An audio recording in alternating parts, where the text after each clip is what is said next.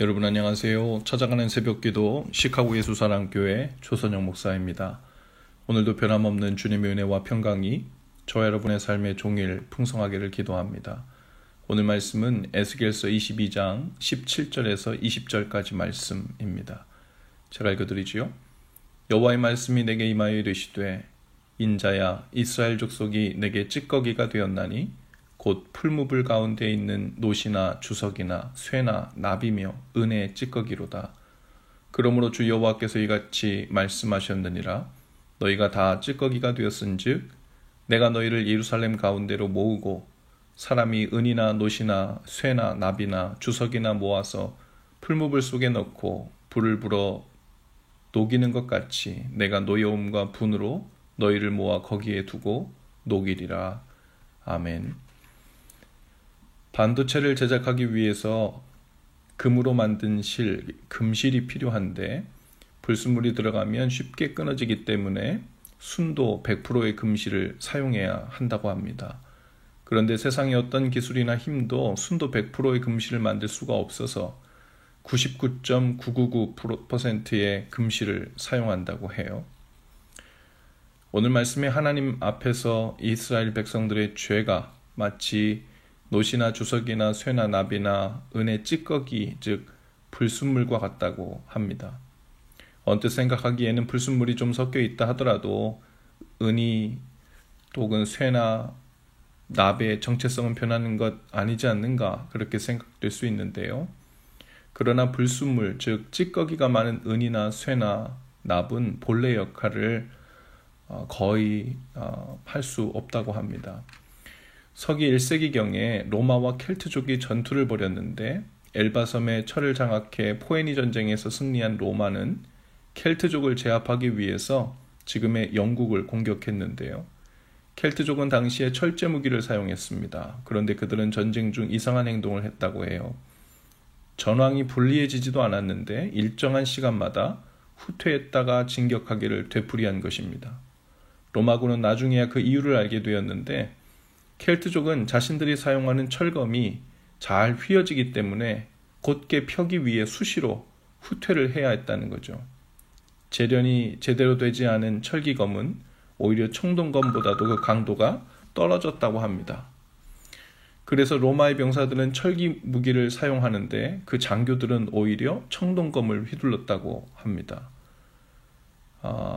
청동으로 만든 검이라도 불순검이 제거되고 잘 재련된 상품은 오히려 철로 만든 검보다도 강했던 것이죠.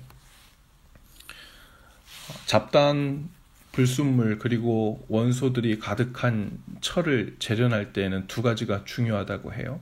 하나는 충분히 높은 온도가 있어야 하고 또 하나는 그렇게 달구고 때리기를 반복하는 것입니다. 이 일이 제대로 되지 않으면 아무리 철이라고 해도 상상할 수 없을 정도로 잘 부러지고 휘어져서 청동의 단단함도 따라가지 못한다고 합니다. 하나님께서는 이스라엘 백성의 그 죄악과 교만함이라는 찌꺼기를 없애고 또 재련하시기 위해서 예루살렘을 뜨거운 풀무로 삼겠다고 하십니다. 장차 바벨론 군대가 예루살렘을 불바다로 만들 것을 비유하고 있는 말씀이죠. 겉으로 볼 때는 마치 심판의 날처럼 보일지 모르나 하나님께서는 그 안에서 백성들의 마음을 녹이시겠다고 하십니다.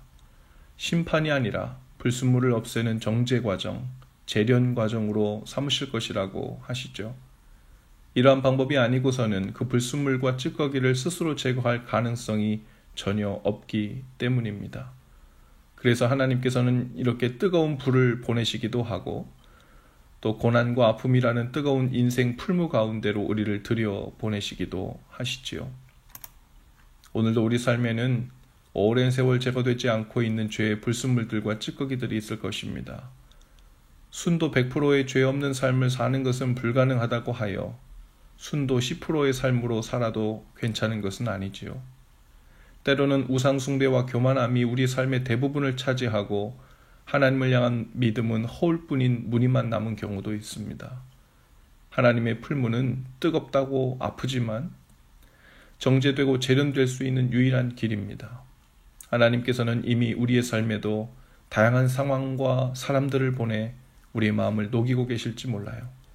뜨겁다고 불평만 할 것이 아니라 왜 고통에서 속히 건져주시지 않느냐며 원망만 할 것이 아니라 교만한 마음이 속히 녹아지고 정죄된 마음과 눈으로 주님을 온전히 바라볼 수 있도록 해달라고 구해야 할 것입니다.